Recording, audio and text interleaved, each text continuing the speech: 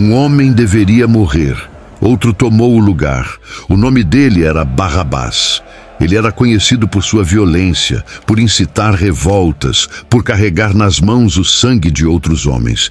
Estava prestes a ser executado quando, diante de uma multidão ensandecida, algo improvável aconteceu. Ele foi libertado. O povo escolheu soltá-lo, e no seu lugar mandaram à morte um homem inocente, Jesus de Nazaré. Depois disso, silêncio. Nenhuma linha nos evangelhos fala sobre o que foi feito com a liberdade que lhe foi dada. Mas, e se soubéssemos mais do que imaginamos? Aqui, cada história bíblica é tratada com profundidade, respeito e verdade, sem pressa e sem superficialidade. Se esse tipo de conteúdo faz sentido para você, inscreva-se no canal e caminhe conosco por narrativas que continuam ecoando através dos séculos. A manhã do julgamento de Jesus, diante de Pilatos, traz consigo um dos momentos mais chocantes e controversos de toda a narrativa bíblica. A multidão reunida em Jerusalém tinha diante de si dois homens. De um lado, Jesus, o Nazareno, curador, mestre e proclamado Filho de Deus. Do outro, Barrabás, um notório criminoso acusado de sedição, assassinato e roubo. A tradição da Páscoa permitia que um prisioneiro fosse libertado. E Pilatos, convencido da inocência de Jesus, propôs sua libertação. No entanto, o povo clamou por Barrabás.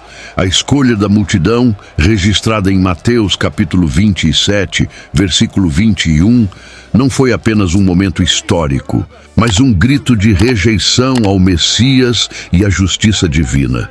É essencial compreender o clima de tensão política e religiosa que cercava aquela decisão. Barrabás era mais do que um criminoso comum. Ele era um símbolo da revolta contra Roma, alguém que encarnava o desejo de libertação política de Israel. Muitos viam em suas ações violentas um gesto de coragem contra o opressor. Já Jesus, ao pregar o amor aos inimigos e o perdão incondicional, frustrava as expectativas de um libertador militar. Diante disso, a multidão, manipulada pelos líderes religiosos, fez sua escolha baseada em paixões momentâneas, em vez de princípios eternos. A libertação de Barrabás também revela um cenário espiritual mais profundo, onde a justiça divina começa a se revelar em formas paradoxais. Aquele que não tinha pecado foi condenado, enquanto o culpado foi liberto. Essa inversão não foi um erro judicial, mas um retrato vivo do plano de salvação. Barrabás representa todos os que, mesmo indignos, recebem uma nova chance pela substituição operada na cruz. Era como se Deus dissesse à humanidade: vocês escolheram libertar o culpado e crucificar o inocente, mas eu usarei essa injustiça para redimir o mundo. É nesse ponto que a narrativa se torna pessoal e provocadora. Quantas vezes em nossa própria história temos escolhido Barrabás em detrimento da verdade? Quantas vezes preferimos os caminhos mais fáceis, os líderes que falam o que queremos ouvir, em vez de abraçarmos a voz suave e firme de Jesus? A multidão daquele dia não era diferente de nós. Apressada, influenciada, cega pela expectativa de um Salvador, moldado à imagem dos próprios desejos. A escolha entre Jesus e Barrabás, embora pareça pertencer ao passado, continua sendo feita todos os dias em nossas decisões, valores e prioridades. Esse momento não foi apenas o ápice da injustiça, mas o início de uma revelação maior. A graça que liberta não os merecedores, mas os que recebem uma substituição que nunca poderiam conquistar por si mesmos. Pouco se sabe sobre a origem de Barrabás, mas o que os evangelhos nos revelam é suficiente para traçarmos um perfil de sua trajetória antes do julgamento que mudou sua vida. Marcos, capítulo 15, versículo 7, o descreve como alguém envolvido em uma revolta onde cometera homicídio. Isso nos leva a crer que Barrabás era mais do que um ladrão comum. Ele era, muito provavelmente, um zelote, parte de um movimento radical que desejava a libertação de Israel do domínio romano, mesmo que isso custasse vidas. O contexto social e político da Palestina no primeiro século era um terreno fértil para o surgimento de figuras como Barrabás. A opressão romana, aliada à exploração por parte das elites religiosas e econômicas, alimentava um profundo ressentimento entre o povo. Rebeliões não eram raras e líderes insurgentes eram vistos por muitos como heróis. Dentro desse ambiente, Barrabás pode ter crescido ouvindo histórias sobre os macabeus e sonhando com o dia em que Jerusalém seria livre. A violência, nesse sentido, era um meio justificado por um fim considerado nobre. Esse pano de fundo ajuda a compreender como um homem como Barrabás pôde adquirir tanto apoio popular. Ele era, ao mesmo tempo, criminoso e mártir, assassino e símbolo de esperança para uma parcela do povo. Mas isso também mostra como os anseios terrenos podem distorcer o juízo coletivo. Ao valorizar um libertador político em detrimento do libertador espiritual, a multidão demonstrava a cegueira que impedia muitos de reconhecerem o verdadeiro Messias. Barrabás lutava com espadas, Jesus com palavras. Um tomava vidas, o outro as restaurava. No entanto, apesar de toda essa construção histórica e política, há um vazio emocional no relato sobre Barrabás. Nenhuma palavra dele é registrada, nenhum gesto posterior, nenhuma confissão. Isso cria um silêncio profundo e incômodo, como se a história quisesse que preenchêssemos essas lacunas com nossa própria reflexão. O que passa no coração de alguém que vê a morte se aproximar, mas é subitamente liberto por causa da condenação de um inocente? O passado de Barrabás, embora sombrio, não é diferente do de muitos homens e mulheres que, antes de se encontrarem com a verdade, vivem à margem, entre a revolta e o desespero. Ele é um espelho das dores de um povo, dos traumas da opressão, mas também da confusão que ocorre quando a esperança é depositada em soluções humanas e passageiras. Conhecer quem foi Barrabás antes do Calvário nos prepara para enxergar com mais profundidade o que essa troca significou. A praça de julgamento de Pilatos, naquele dia, se tornou o palco de uma escolha que transcendeu o tempo. Jesus, acorrentado, coroado de espinhos, espancado e humilhado, estava diante de seu povo, o mesmo povo que dias antes havia o aclamado com ramos e cânticos. Ao lado dele, um homem carregando em si o peso da violência e do crime. A troca que ali se concretizou foi marcada não apenas pela voz do governador romano, mas pelo clamor do povo. Lucas, capítulo 23, versículo 18, relata que a multidão gritou: "Fora com este, solta-nos Barrabás!" O silêncio de Jesus durante o julgamento é um elemento poderoso. Ele não contesta, não tenta provar sua inocência. Esse silêncio diante da injustiça é um grito espiritual. É como se naquele momento ele estivesse tomando sobre si, sem resistência, a culpa que não era sua. A multidão, ao escolher Barrabás, não compreendia que estava participando do plano maior de redenção. Era preciso que o cordeiro fosse sacrificado, e para isso, o culpado precisava ser solto. Barrabás foi arrancado das trevas da prisão para a luz do sol, enquanto Jesus caminhava na direção oposta. O contraste é quase cinematográfico. Um homem que esperava a morte acorda livre, e outro, que nada fizera, é entregue ao madeiro. Essa troca é o coração do Evangelho. Não há registro de gratidão por parte de Barrabás, nem mesmo uma menção de que ele tenha olhado para Jesus ao sair. Mas o gesto de Jesus não foi motivado por resposta, e sim por missão. Essa cena nos obriga a olhar para nós mesmos. Fomos nós os escolhidos para sair da prisão enquanto o justo tomava nosso lugar. A substituição não foi apenas entre dois homens históricos. Ela é um retrato da salvação em sua forma mais crua e bela. A justiça de Deus não foi anulada, mas satisfeita em Cristo. E isso gera uma pergunta que ecoa até hoje. O que fazemos com a liberdade que nos foi dada? O julgamento de Jesus e a libertação de Barrabás colocam em xeque nossa visão sobre merecimento, justiça e misericórdia. Não há equilíbrio humano nessa história. Há apenas escândalo, amor e uma substituição que rompe com toda lógica. O inocente morreu para que o culpado vivesse. Não porque o culpado fosse bom, mas porque o amor decidiu agir. E é essa troca que molda o destino de todo aquele que crê. Não há registros bíblicos diretos que confirmem a presença de Barrabás no Gólgota, mas a ausência de menção não elimina a possibilidade de que ele tenha, ao menos de longe, testemunhado a crucificação. Imaginar Barrabás entre a multidão naquele dia traz um peso emocional e espiritual difícil de ignorar. Ele havia sido libertado poucas horas antes, provavelmente ainda sujo, ferido e em choque com a súbita reversão de seu destino. O eco dos gritos que pediram sua libertação ainda reverberavam em seus ouvidos quando ele viu no alto do monte aquele a quem substituíra sendo pregado no madeiro.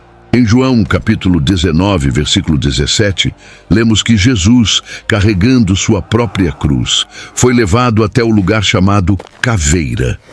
E é provável que Barrabás soubesse exatamente o que esse lugar significava. A imagem do crucificado é por si só devastadora. Mas para Barrabás, ela carregava um significado ainda mais profundo. Aquela cruz era dele. Ele conhecia bem o processo da crucificação. Possivelmente já havia visto companheiros de revolta enfrentarem tal destino. E agora, ali estava um homem ferido, sem culpa alguma, morrendo exatamente onde ele deveria estar. É impossível imaginar o impacto que essa cena poderia ter causado em sua mente. O rosto de Jesus, coberto de sangue e dor, se tornaria uma lembrança que jamais o deixaria, mesmo que tentasse fugir dela. A culpa, nesse cenário, poderia ter sido um fardo insuportável. Não apenas a culpa pelos crimes cometidos, mas a culpa por uma liberdade que não fora conquistada, mas dada. Como lidar com o fato de estar vivo por causa da morte de outro? O olhar para a cruz não seria apenas um ato de contemplação, mas um confronto com a própria alma. Muitos estudiosos e teólogos levantam essa possibilidade como uma chave de leitura espiritual. Barrabás, ao ver Jesus crucificado, teria recebido o maior sermão silencioso de sua vida. Um testemunho vivo de um amor que não cobra, mas transforma. Se Barrabás realmente viu a crucificação, isso teria marcado o início de um novo capítulo. A lembrança daquele momento poderia ter sido o solo fértil para um arrependimento genuíno. Ele viu o sofrimento, ouviu as palavras de perdão que Jesus proferiu, ainda pendurado na cruz, como registrado em Lucas capítulo 23, versículo 34. Pai, perdoa-lhes porque não sabem o que fazem. Essa frase, dita por alguém que morria em seu lugar, tinha o poder de rasgar o coração mais endurecido. Ainda que os evangelhos não revelem o que aconteceu após esse encontro indireto, a presença ou ausência de Barrabás no Calvário nos leva a uma reflexão inevitável. Será que temos realmente enxergado a cruz? Muitos a conhecem de vista, de nome, de símbolo. Poucos a encaram como algo pessoal. A cruz de Jesus não era apenas para Barrabás. Ela era, e continua sendo, para todos nós. Depois que os gritos cessaram e a multidão se dispersou, Barrabás se viu diante de um mundo onde era livre, mas carregava em si uma marca invisível. Ele havia sido o protagonista de uma das trocas mais desconcertantes da história. Mas o que faria com essa liberdade? Os evangelhos encerram sua menção exatamente no momento de sua libertação. A partir dali, mergulhamos em um silêncio tão denso quanto significativo. Esse silêncio, no entanto, não é vazio. Ele fala do peso da graça, do mistério da resposta humana à misericórdia imerecida. Barrabás poderia ter fugido para longe, tentando esquecer o que aconteceu, escondendo-se de sua própria consciência. Ou poderia ter se aproximado dos discípulos, buscado entender quem era aquele homem que tomara seu lugar. O fato de os evangelhos não mencionarem mais seu nome talvez seja uma escolha intencional. Em Marcos capítulo 15, versículo 15, tudo o que nos é dito é que Pilatos, querendo satisfazer a multidão, soltou Barrabás. A narrativa então se volta totalmente para Jesus, pois é dele que flui a redenção. A ausência de registros nos obriga a confrontar a nossa própria resposta diante da graça. Quantas vezes Deus nos concede livramentos, nos perdoa, nos restaura, e nossa reação é o silêncio, o afastamento, o desaparecimento. Barrabás foi salvo por uma decisão divina, mas o que ele fez com esse presente? O silêncio que o envolve não é apenas histórico, mas espiritual. Ele representa todos aqueles que recebem misericórdia e somem na névoa da própria existência, sem deixar rastros de transformação. Mas há algo poderoso nesse desaparecimento. Ele nos convida a escrever a continuação dessa história. O que você faria se estivesse no lugar de Barrabás? Como reagiria ao descobrir que sua vida foi poupada porque alguém que você nunca conheceu decidiu morrer em seu lugar? A graça escandalosa de Deus, manifestada na cruz, sempre exige uma resposta. E mesmo que o nome de Barrabás tenha sumido das páginas seguintes, sua figura permanece como um chamado à responsabilidade. A fuga de Barrabás, seja literal ou emocional, reflete o drama humano de lidar com a redenção. Nem todos respondem com lágrimas e arrependimento imediato. Alguns precisam de tempo, de espaço, de confrontos internos. E ainda assim, a cruz continua lá, como um marco eterno do amor que não recua. Barrabás foi marcado pela graça, mesmo que tenha fugido dela. E é essa marca que muitas vezes transforma mesmo os corações mais endurecidos ao longo do tempo. Após sua libertação, Barrabás desaparece completamente dos relatos canônicos. Nenhum evangelho se propõe a seguir sua trajetória. Nenhum apóstolo menciona seu nome em cartas. Nenhum historiador contemporâneo o identifica com clareza. Esse desaparecimento contribuiu para o surgimento de diversas lendas, especulações e até mesmo tradições apócrifas, tentando preencher o vazio deixado por sua figura. Essa ausência levanta uma questão crucial. Por que um personagem tão central, em um dos momentos mais dramáticos da narrativa bíblica, foi simplesmente apagado do cenário histórico? Talvez porque seu papel tenha sido cumprido naquilo que mais importava, representar o pecador resgatado por Jesus. Em alguns relatos antigos, Barrabás teria se tornado um seguidor oculto de Jesus, profundamente tocado pela substituição que vivenciou. Em outras versões, teria mergulhado novamente na criminalidade, consumido pela culpa ou pela incredulidade. Nenhuma dessas versões, porém, é respaldada por evidência confiável. Essa lacuna serve como um espelho do ser humano diante da graça. Nem todos respondem da mesma forma ao chamado do céu. E como registrado em João, capítulo 1, versículo 11, Jesus veio para o que era seu, mas os seus não o receberam. Muitos, como Barrabás, receberam vida, mas não necessariamente a luz.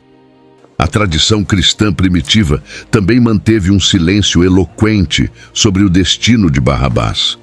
Não há registros de martírio, discipulado, conversão pública ou sequer menção em concílios ou escritos patrísticos. E isso pode ter sido proposital. O silêncio de Barrabás preserva a atenção da narrativa. Ele recebeu a chance que todos nós recebemos, mas sua resposta permanece um mistério, como acontece com muitos que cruzam o caminho da graça e desaparecem sem deixar vestígios. Por outro lado, o surgimento de lendas envolvendo Barrabás também revela o impacto emocional que sua história causou. O desejo de completar sua trajetória nasce da inquietação que sentimos ao lidar com a injustiça aparente de sua libertação. Queremos saber se ele mereceu a nova chance, se fez bom uso dela, mas a graça não funciona com base no merecimento, e sim na misericórdia. A ausência de resposta é, talvez, a resposta mais poderosa que a Escritura nos oferece. A decisão sobre o que fazer com a cruz é pessoal e intransferível. Aonde foi parar Barrabás? Não sabemos, e talvez não devamos saber, pois ele se tornou, mais do que uma pessoa, um símbolo, um eco permanente da pergunta que o Evangelho lança a cada um de nós. O que você fará agora que foi liberto pela morte de outro? A ausência de informações nas Escrituras sobre o destino de Barrabás após sua libertação abriu espaço para o surgimento de relatos apócrifos e tradições orais que tentaram preencher esse vazio. Alguns desses textos, surgidos nos primeiros séculos do cristianismo, buscaram imaginar ou reconstruir a trajetória desse homem, cuja vida foi literalmente salva pela morte de Jesus. Embora não possuam autoridade canônica, esses testemunhos revelam a inquietação que a figura de Barrabás causou nas primeiras comunidades cristãs. Um exemplo é o Evangelho de Nicodemos, também conhecido como Atos de Pilatos, onde há menções indiretas a eventos ligados ao julgamento de Jesus e a troca por Barrabás. Outros relatos, surgidos posteriormente em comunidades cristãs do norte da África e da Ásia Menor, descrevem Barrabás como alguém que teria se convertido após a crucificação. Segundo essas tradições, ele teria procurado os seguidores de Jesus em segredo, impactado pela injustiça da qual foi beneficiário. Teria vivido seus últimos anos como um homem arrependido, ajudando cristãos perseguidos, embora sempre permanecesse nas sombras, atormentado pela memória do justo que morreu em seu lugar. Ainda que não haja comprovação histórica dessas histórias, elas expressam uma dimensão teológica rica, a transformação silenciosa daquele que foi alvo de uma graça escandalosa. Curiosamente, em algumas versões da tradição oriental, há menções de que Barrabás teria morrido como mártir, negando-se a delatar cristãos ou renunciar à fé que supostamente teria abraçado. Essas narrativas, por mais poéticas que sejam, revelam uma tentativa humana de encontrar coerência entre a graça recebida e a vida vivida. Queremos acreditar que alguém que foi salvo de maneira tão extraordinária tenha correspondido com gratidão. Mas a ausência de certeza continua sendo uma das marcas mais perturbadoras da história de Barrabás. É importante destacar que os apócrifos, apesar de sua riqueza simbólica, devem ser lidos com discernimento.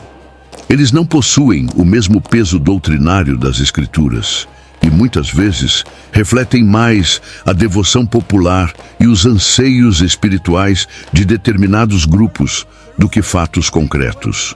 No entanto, podem nos ajudar a pensar sobre temas profundos, como a resposta humana à graça, o silêncio diante da redenção e o mistério da transformação interior. Em Hebreus capítulo 2, versículo 3, somos lembrados: como escaparemos nós se negligenciarmos tão grande salvação? Essa advertência ecoa fortemente sobre a figura de Barrabás. Esses relatos, mesmo que incertos, ampliam a dimensão simbólica de Barrabás. Ele passa a ser não apenas um personagem histórico, mas um arquétipo, um lembrete constante de que a salvação é oferecida, mas a resposta é pessoal. As tradições apócrifas não encerram a história de Barrabás, apenas revelam o impacto que ela continua causando ao longo dos séculos. A pergunta que ressoa com mais força desde a troca no julgamento de Pilatos é se Barrabás se arrependeu. Essa questão, apesar de não ter resposta direta nos textos sagrados, carrega um peso teológico e espiritual profundo. Arrependimento, na tradição bíblica, não é apenas sentimento de culpa, mas mudança de mente, de direção, de propósito. E seria impossível que alguém, ao ser poupado da morte pela condenação de um inocente, não fosse confrontado em sua alma. Em 2 Coríntios capítulo 7, versículo 10, Paulo afirma que a tristeza, segundo Deus, produz arrependimento para a salvação. Teria Barrabás experimentado essa tristeza transformadora? A ausência de um relato de conversão explícita levanta duas possibilidades. Ou Barrabás rejeitou a graça que recebeu, ou acolheu essa dádiva em silêncio, longe dos olhos públicos. Em ambos os casos, sua história se torna uma poderosa ilustração do livre-arbítrio diante da misericórdia divina. A cruz oferece libertação, mas não impõe transformação. É possível ser salvo da morte física e continuar perdido espiritualmente. O arrependimento verdadeiro é mais do que um sentimento momentâneo. É a rendição a um novo caminho. Se Barrabás se arrependeu, seu arrependimento não precisaria de alarde. Jesus valorizava mais o coração quebrantado do que os discursos eloquentes. Lembremos do publicano no templo, em Lucas capítulo 18, versículo 13, que apenas dizia: "Tem misericórdia de mim, pecador." Talvez Barrabás tenha vivido uma jornada interior parecida, marcada por uma dor profunda, mas também pela esperança silenciosa de um perdão que ele nunca pediu, mas que lhe foi dado. A graça tem o poder de alcançar até os corações mais obscurecidos, ainda que estes jamais verbalizem sua transformação. No entanto, se Barrabás não se arrependeu, sua figura ganha contornos ainda mais desafiadores. Ele passa a representar aqueles que recebem uma segunda chance, mas a desperdiçam. Sua história seria um alerta, um espelho sombrio do que acontece quando a misericórdia divina é tratada com indiferença. E esse risco é real para todos. A graça é irresistível em sua beleza, mas não é imposta. O convite à redenção é livre, mas o retorno exige entrega. A figura de Barrabás, em sua ambiguidade, nos confronta. Não saber se ele se arrependeu nos obriga a olhar para dentro e perguntar: e eu? O que tenho feito com a cruz que me libertou? O arrependimento que Deus espera não é o do remorso passageiro, mas o da transformação verdadeira. Barrabás pode não ter deixado um testemunho escrito, mas seu silêncio nos chama a escrever nossa própria resposta à graça que também nos alcançou.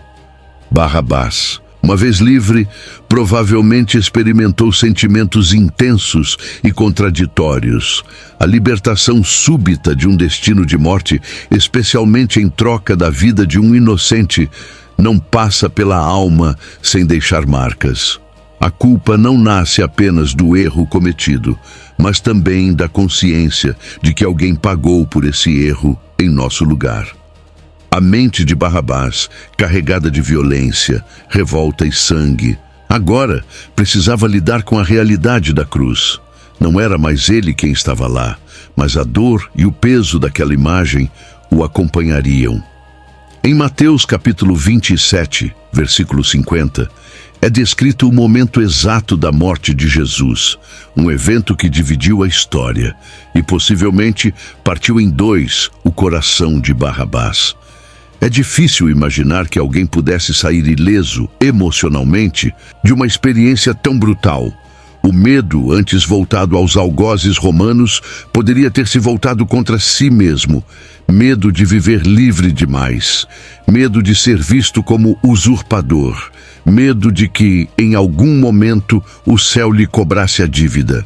É comum que sobreviventes de situações extremas lidem com o chamado síndrome do sobrevivente. Um misto de gratidão e culpa que se instala quando a vida é preservada enquanto outros perecem. No caso de Barrabás, esse dilema teria sido ainda mais profundo, pois ele sabia exatamente quem morreu por ele.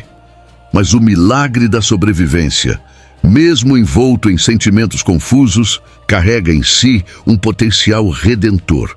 O trauma pode se tornar testemunho, a culpa pode ser transformada em compaixão. O medo pode dar lugar à confiança. Se Barrabás, em algum momento, permitiu que essas emoções o moldassem, então sua vida pós-crucificação pode ter sido uma jornada de transformação silenciosa, mas verdadeira. E essa é uma das maiores expressões da graça. Ela não apenas salva da morte, ela reconfigura a alma. Não há como saber quais caminhos Barrabás percorreu após a morte de Jesus. Mas podemos afirmar com segurança que a memória daquele dia o seguiu. Cada passo fora da prisão era uma lembrança da liberdade concedida. Cada respiração era um eco da cruz. E é essa consciência, mais do que qualquer doutrina, que pode transformar um coração. Como está escrito em 1 Pedro capítulo 2, versículo 24, Jesus levou sobre si os nossos pecados no madeiro, para que, mortos para o pecado, vivamos para a justiça. Barrabás sobreviveu à cruz, mas não ao impacto que ela causou. Seja qual for o destino que ele escolheu, sua mente carregava a marca de uma substituição inexplicável. E essa memória, quando bem acolhida, tem o poder de se tornar o princípio de uma nova história. Embora os evangelhos permaneçam em silêncio quanto ao destino de Barrabás, a simples possibilidade de sua conversão carrega implicações teológicas profundas. A graça que o libertou não exigia nada em troca, mas como toda verdadeira manifestação do amor divino, deixava aberta a porta da transformação. Imaginar Barrabás aproximando-se dos seguidores de Jesus, ouvindo as histórias daquele que tomou o seu lugar e finalmente crendo, é mais do que uma ficção. É uma reflexão plausível sobre o alcance do Evangelho. Em Atos capítulo 2, versículo 37, após o sermão de Pedro, muitos dos ouvintes, tocados no coração, perguntaram: "O que faremos, irmãos?" Talvez Barrabás tenha feito a mesma pergunta, em silêncio, diante da memória da cruz. Se Barrabás tivesse se tornado discípulo, sua história seria uma das mais impactantes da igreja primitiva. Seria o testemunho vivo da substituição redentora. O homem que não apenas foi salvo da morte, mas que passou a viver para aquele que morreu em seu lugar. Ele teria encontrado nos ensinos dos apóstolos uma explicação para o que vivera, e no Espírito Santo o consolo para a culpa que carregava. O peso de sua história não o impediria de seguir Jesus. Pelo contrário, tornaria seu discipulado ainda mais profundo, pois partiria da experiência crua, da graça recebida sem mérito. A eventual conversão de Barrabás também nos convida a olhar para as margens do cristianismo primitivo.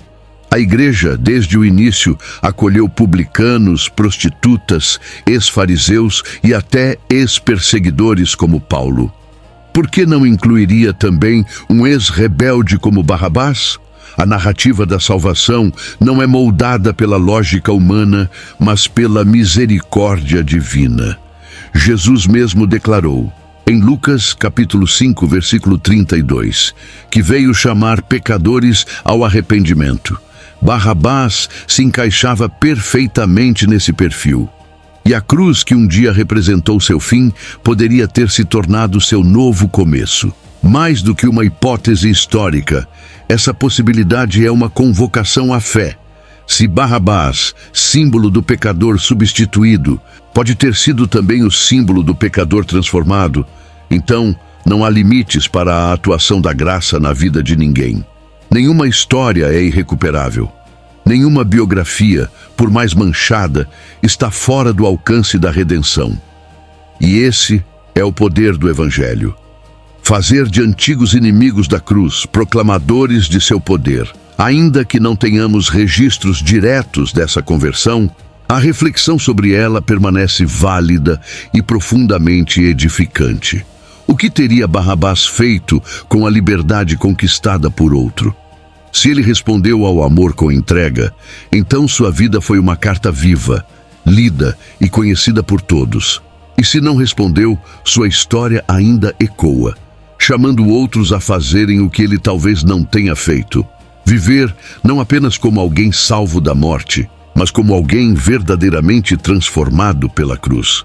A história de Barrabás vai além da figura de um homem libertado por acaso. Ele é, em muitos aspectos, um retrato vívido da condição humana diante de Deus.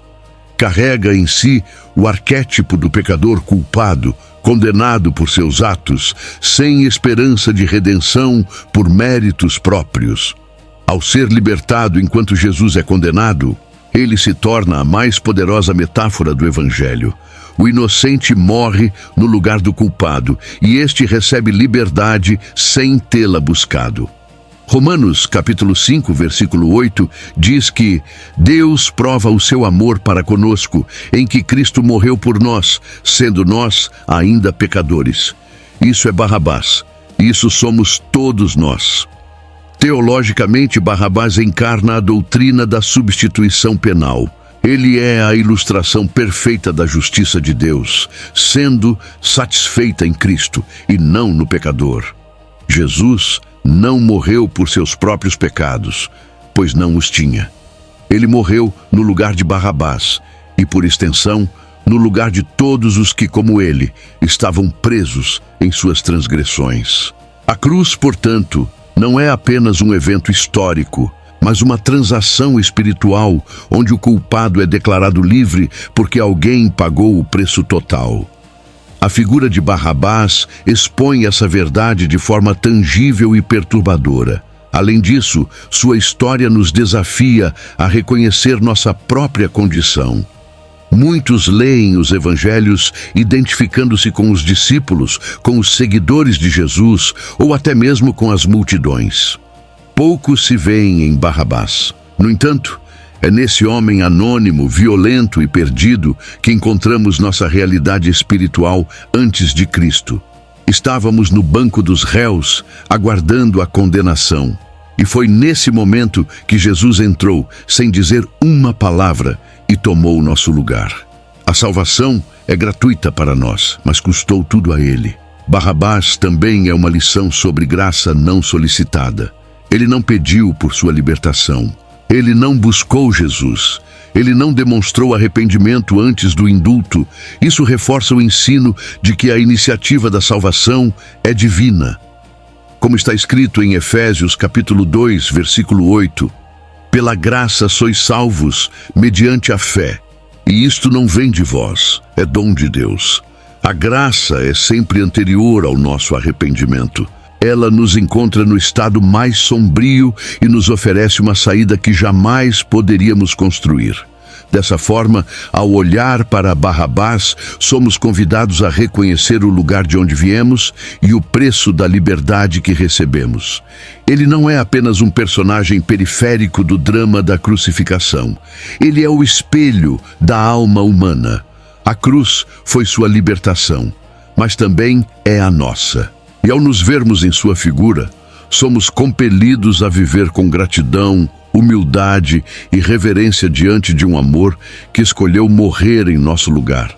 O nome Barrabás carrega em si uma ironia profunda e, ao mesmo tempo, uma revelação surpreendente.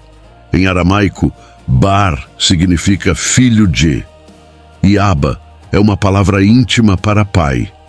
Barrabás, portanto, significa literalmente filho do pai.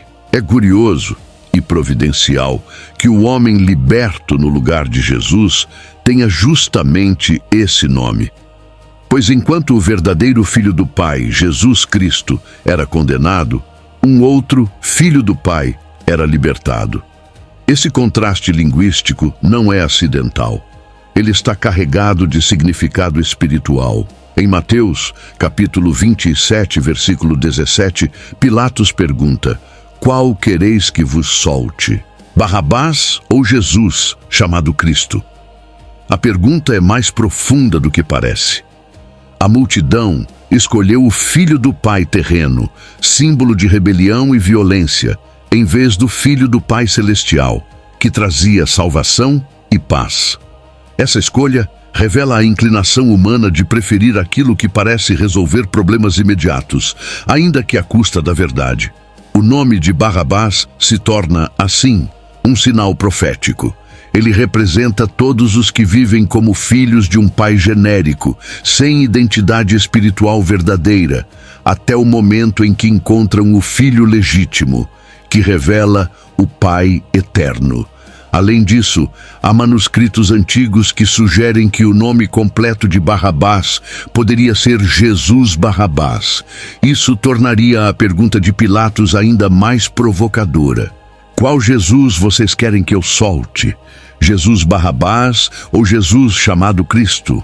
Se isso for historicamente correto, então a escolha da multidão foi entre dois Jesus, um da violência, outro da redenção, um político, outro espiritual. E, novamente, a decisão recaiu sobre o coração humano. Preferir um Salvador que cabe em nossas expectativas ou aquele que desafia e transforma. Essa camada de significado linguístico revela o cuidado divino na construção de cada detalhe da narrativa bíblica. Deus não trabalha com coincidências, mas com propósitos. O nome de Barrabás é um lembrete de que todos somos chamados a ser filhos do Pai, não apenas por nascimento ou por nome, mas pela fé no verdadeiro Filho. Como está escrito em João capítulo 1, versículo 12, a todos quantos o receberam, deu-lhes o poder de serem feitos filhos de Deus, a saber, aos que creem no seu nome. Portanto, até mesmo no nome de Barrabás, encontramos o eco da graça e da escolha. O filho do pai foi solto, enquanto o filho do pai foi condenado. Mas foi justamente por essa troca que hoje podemos nos tornar verdadeiros filhos, não apenas no nome, mas em espírito e verdade.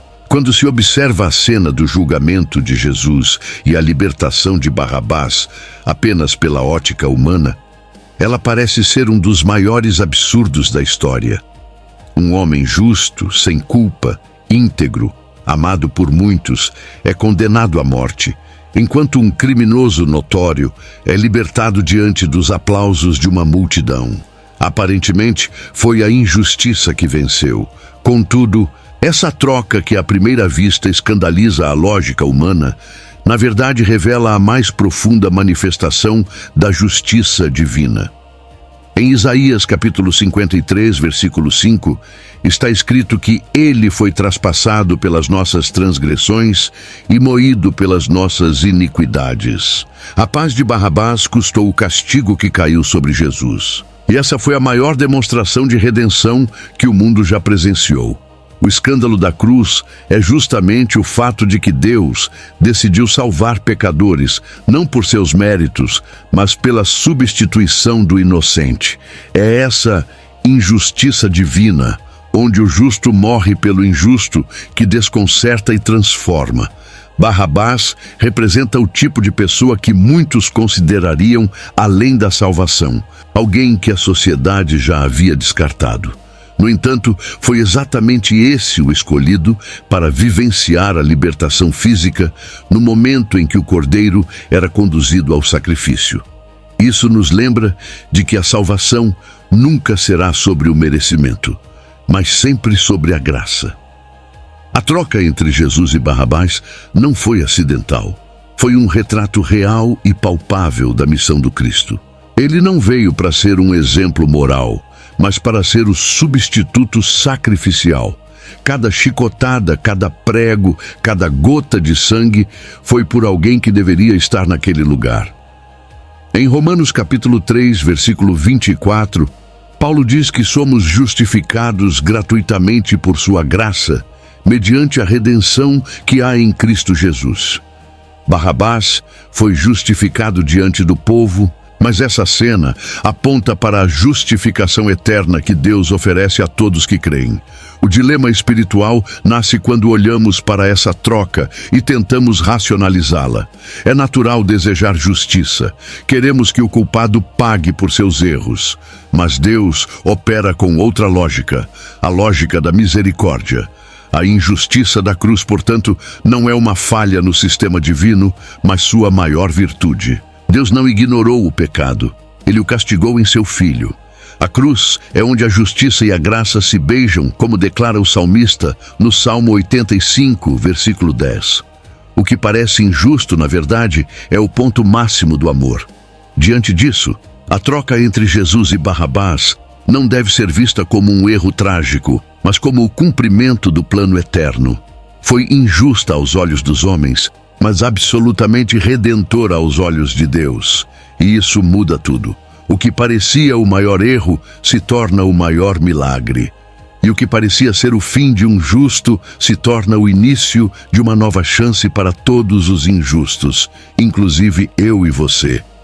É impossível contemplar a história de Barrabás sem perceber o quanto ela ressoa dentro de cada um de nós. Todos, sem exceção, ocupamos o mesmo lugar espiritual. Culpados, condenados, indignos. Ainda que nossas transgressões não sejam idênticas às dele, a natureza da nossa condição diante de Deus é a mesma. Em Romanos capítulo 3, versículo 23, está claro que todos pecaram e carecem da glória de Deus. A diferença é que Barrabás viveu fisicamente a experiência de ser solto enquanto o outro tomava o seu lugar, mas espiritualmente, essa é exatamente a realidade do Evangelho para cada pessoa que crê.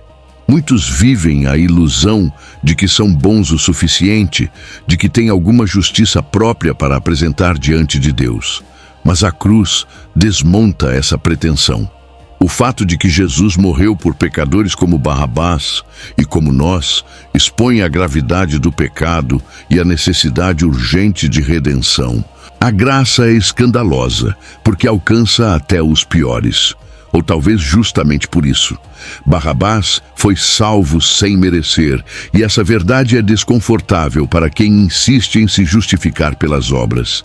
Mas ela também é libertadora para quem reconhece sua falência moral. O eco da história de Barrabás nos confronta quando olhamos para a cruz e percebemos: eu deveria estar ali. Não por um exercício de culpa religiosa, mas por uma consciência de que a morte de Cristo foi pessoal.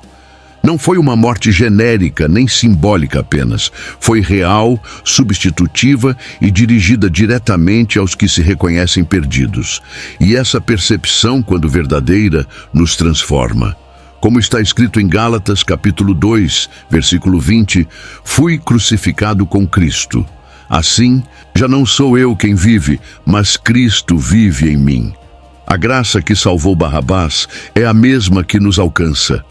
Ela não escolhe os mais aptos, os mais preparados ou os mais religiosos. Ela é direcionada aos que têm coragem de admitir que estão em cadeias, esperando uma sentença que já foi cumprida por outro. Quando tomamos consciência de que fomos libertos, não porque houve um erro no julgamento, mas porque houve um sacrifício planejado desde a eternidade, então passamos a viver com um senso de gratidão que não cabe em palavras. Barrabás vive em nós cada vez que tentamos esquecer que alguém morreu em nosso lugar. Mas também ressurge em nós quando reconhecemos com humildade e reverência que nossa liberdade custou o sangue do Filho de Deus. E quando esse eco se torna convicção, a vida nunca mais é a mesma. A salvação sem mérito se torna combustível para uma existência rendida, grata e cheia de propósito. A narrativa de Barrabás culmina em um dos pontos mais elevados da revelação bíblica: a substituição. A troca entre o justo e o ímpio não foi uma casualidade histórica, mas a representação mais poderosa do que significa salvação. O clímax desse episódio é entender que Jesus não morreu apenas no lugar de um criminoso esquecido por Roma, mas em nome de toda uma humanidade separada de Deus.